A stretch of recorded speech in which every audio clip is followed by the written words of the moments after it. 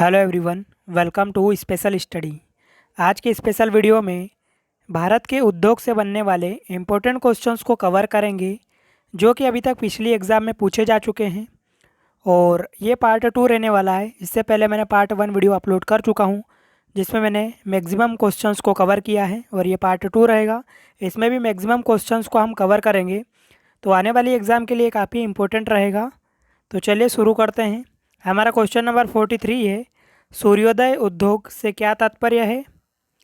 तो सूर्योदय उद्योग से क्या तात्पर्य दोस्तों, कंप्यूटर, दूरसंचार तथा माइक्रो इलेक्ट्रॉनिक्स उद्योग से है। ठीक है, जो सूर्योदय उद्योग है इसका संबंध किससे है, तो कंप्यूटर, दूरसंचार एवं माइक्रो इलेक्ट्रॉनिक उद्योग से है। याद रखिएगा। 44 नंबर क्वेश्चन है, निम्नलिखित में से कौन सा फुटलूज उद्योग का एक उदाहरण है। तो कौन सा है, याद रखिएगा, सॉफ्टवेयर उदाहरण है इसका। तो ऑप्शन नंबर सी यहाँ पर राइट होगा। बढ़ते हैं आगे। 45 नंबर क्वेश्चन है, निवेश की दृष्टि से भारतीय अर्थव्यवस्था का निम्नलिखित में से सबसे बड़ा उद्योग कौन सा है। तो इम्पोर्टेंट क्वेश्चन रहेगा आपकी एग्ज़ाम के लिए। तो निवेश की दृष्टि से भारत का सबसे बड़ा उद्योग माना जाता है लौह इस्पात। तो इसको भी आप याद रखिएगा। अगला क्वेश्चन, राउरकेला इस्पात संयंत्र की स्थापना हुई थी। तो राउरकेला इस्पात संयंत्र की स्थापना जो हुई थी ये जर्मनी के सहयोग से हुई थी। दोस्तों काफ़ी बार ये पूछा गया है, ये क्वेश्चन आईएमपी लगा लीजिएगा इसको।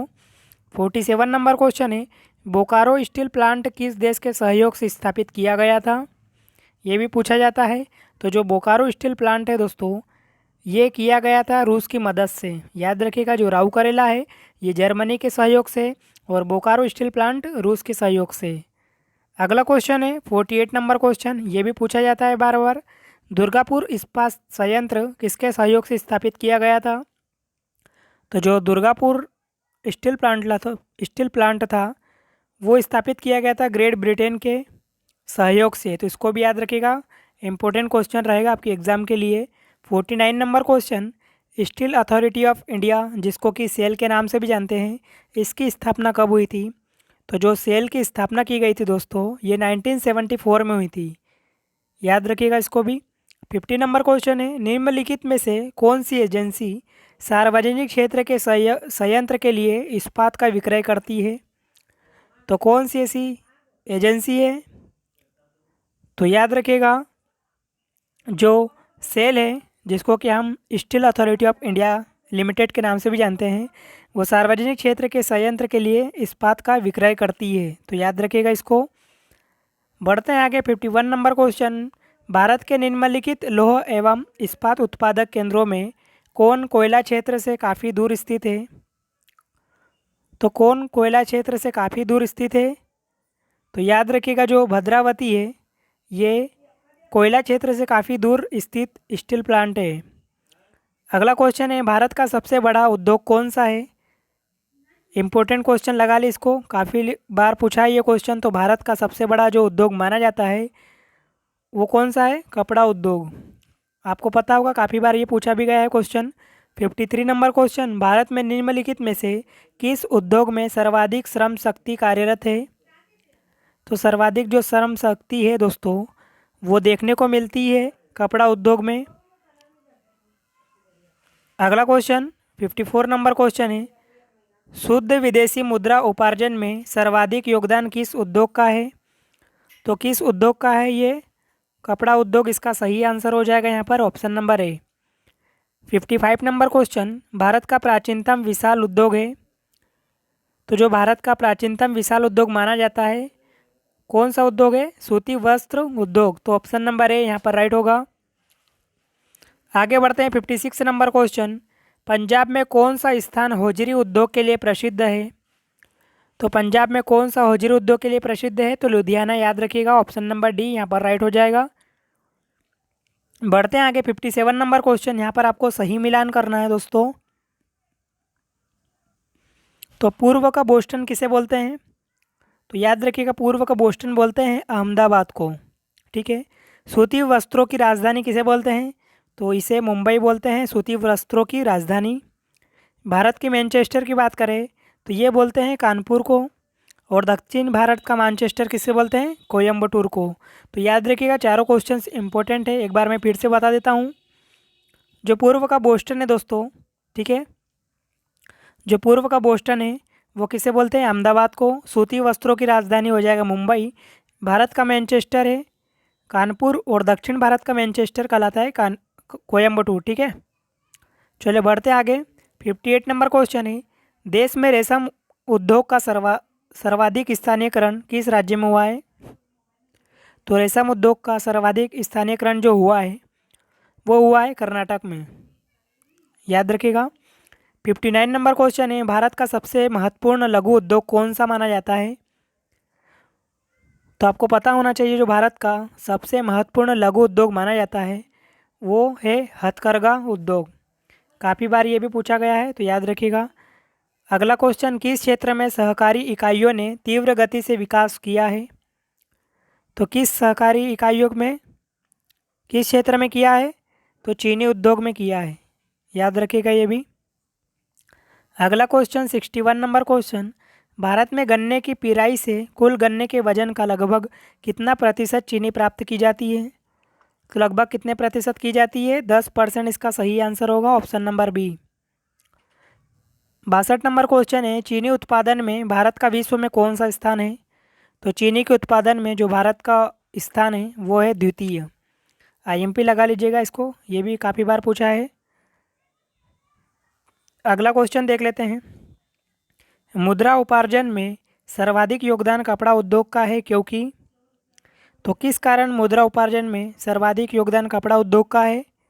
तो इसका सही कारण हो जाएगा, इसके निर्यातों के लिए आयातों पर निर्भरता बहुत कम है। तो ऑप्शन नंबर जो बी दिया है इसका सही कारण हो जाएगा। अगला क्वेश्चन है, सीमेंट के उत्पादन में किस राज्य का देश में प्रथम स्थान है? तो सीमेंट के उत्पादन में भारत का प्रथम राज्य कौन सा आता है? तो याद रखिएगा, आंध्र प्रदेश सीमेंट के उत्पादन में प्रथम स्थान हासिल किया है। अगला क्वेश्चन देख लेते हैं, 65 नंबर क्वेश्चन, देश में चीनी मिलों की सर्वाधिक संख्या किस राज्य में है? तो देश में जो चीन मिल है वो सर्वाधिक पाई जाती है महाराष्ट्र में। तो महाराष्ट्र राज्य में जो शक्कर की फैक्ट्री है सबसे ज़्यादा है, याद रखिएगा। अगला क्वेश्चन, भारत के किस उद्योग में सर्वाधिक संख्या में महिलाएं कार्यरत है? तो किस उद्योग में महिलाएं कार्यरत है? चाय उद्योग इसका सही आंसर होगा, option number A. 67 number question है, भारत के उर्वरक उद्योग के बारे में कौन सा कथन सही नहीं है? तो कौन सा उद्योग सही नहीं है? रासायनिक उर्वरकों के संबंध में भारत आत्मनिर्भर है। तो ऑप्शन नंबर सी जो दिया है इसका सही आंसर होगा। 68 नंबर क्वेश्चन, निम्नलिखित में से कौन सा स्थान पेट्रो रसायन से संबंधित है? तो कौन सा स्थान है? याद रखिएगा, कोयली इसका सही आंसर होगा। बढ़ते हैं आगे। 69 नंबर क्वेश्चन, निम्नलिखित में से किस बंदरगाह पर तेल शोधनशाला स्थापित नहीं है? तो किस बंदरगाह पर नहीं है? डायमंड हार्बर इसका सही आंसर होगा, ऑप्शन नंबर डी। अगला क्वेश्चन देख लेते हैं, भारत में सबसे बड़ी तेल शोधनशाला कहाँ स्थित है? इम्पोर्टेंट लगा लीजिए इसको, ये भी पूछा गया क्वेश्चन। तो कहाँ पर है सबसे बड़ी तेल शोधनशाला? तो जामनगर इसका सही आंसर होगा, काफ़ी फेमस है ऑयल के बारे में जामनगर। 71 नंबर क्वेश्चन, भारत में तेल शोधक कारखाने बहुधा वृहद बंदरगाहों के समीप स्थापित है क्योंकि? तो किस रीज़न के कारण जो तेल शोधक कारखाने हैं वो समुद्र के किनारे बसे हैं? तो इसका सही कारण होगा यातायातित कच्चे माल पर निर्भरता है, ठीक है। तो याद रखिएगा, ऑप्शन नंबर बी जो दिया है इसका सही आंसर होगा। बढ़ते हैं आगे। 72 नंबर क्वेश्चन, मध्य प्रदेश में नेपानगर किसके लिए प्रसिद्ध है? तो मध्य प्रदेश का जो नेपानगर है वो अखबारी कागज़ के लिए काफ़ी फेमस है, ये पूछा भी गया है काफ़ी बार। 73 नंबर क्वेश्चन, फिरोजाबाद किसके लिए प्रसिद्ध है? तो दोस्तों जो फिरोजाबाद वो कांच की चूड़ियों के लिए काफ़ी फेमस माना जाता है। अगला क्वेश्चन, भारत की अधिकांश कागज मिलें पश्चिम बंगाल राज्य में स्थित होने का उपयुक्त कारण क्या है? तो सबसे उपयुक्त कारण है कच्चे माल की पर्याप्त मात्रा में प्राप्ति, कोलकाता की विशाल जनसंख्या द्वारा देश के सबसे बड़े कागज बाजार की उपलब्धता और रानीगंज एवं झरिया से शक्ति के साधन के रूप में कोयले की प्राप्ति। तो जो तीनों कारण दिए हैं, इसके कारण पश्चिम बंगाल में कागज मिले सर्वाधिक है। ठीक है, तो ऑप्शन नंबर जो डी दिया है इसका सही आंसर होगा। अगला क्वेश्चन देख लेते हैं 75 नंबर क्वेश्चन। भारत में उर्वरक उद्योग का प्रारंभ निम्नलिखित में से किस स्थान पर स्थापित किए गए सुपर फास्फेट कारखाने से माना जाता है? तो किससे माना जाता है? रानीपेट इसका सही आंसर हो जाएगा। दोस्तों, अगर वीडियो आपको अच्छा लग रहा है, मेरी मेहनत आपके लिए अच्छी है, तो प्लीज़ वीडियो को लाइक करके और चैनल को सब्सक्राइब करके हमें सपोर्ट ज़रूर कीजिएगा, क्योंकि मैं बड़ी मेहनत से आपके लिए वीडियो बनाता हूं, तो आपका सपोर्ट बनता है। ठीक है, 76 नंबर क्वेश्चन है, सिंदरी के विशाल उर्वरक संयंत्र की स्थापना के लिए सबसे उपयुक्त कारण क्या है? तो इसका सबसे उपयुक्त कारण जो माना जाता है वो ये तीनों कारण हैं, जो कि ये कोयले तथा कोक की स्थानीय प्राप्ति, सल्फेट संयंत्र के लिए राजस्थान के जोधपुर एवं बीकानेर से जिप्सम की प्राप्ति और समीपवर्ती दामोदर नदी से जल की सुलभता। तो ये इन सभी जो कारण दिए हैं, ये उर्वरक संयंत्र की स्थापना के लिए सबसे उपयुक्त है। बढ़ते हैं आगे, 77 नंबर क्वेश्चन है, निम्नलिखित में से कौन तेल शोधन शाला खनिज तेल क्षेत्र के समीप ही स्थापित की गई है? तो कौन सी तेल शोधन शाला है वो? तो इसका सही आंसर होगा नुनमाटी।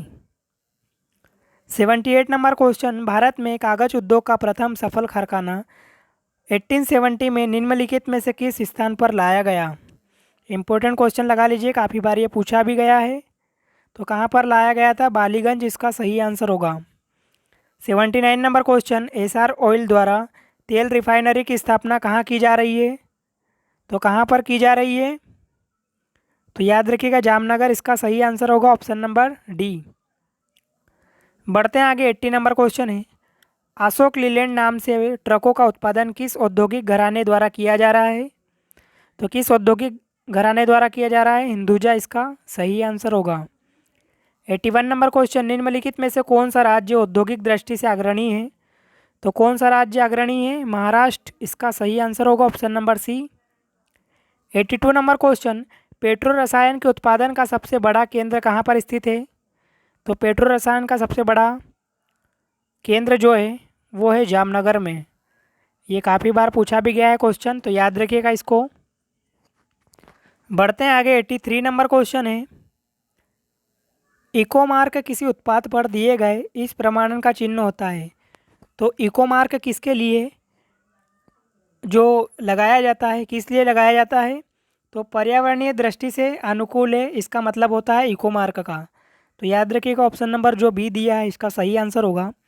84 नंबर क्वेश्चन है, बोगाईगांव रिफाइनरी अब किस तेल शोधन संस्था की अनुषंगी इकाई बन गया है? तो किसका बन गया है? आईओसी मतलब इंडियन ऑयल कॉरपोरेशन के लिए। ठीक है, 85 नंबर क्वेश्चन, ऑयल एक उपक्रम है जो संलग्न है। तो किससे संलग्न है ये?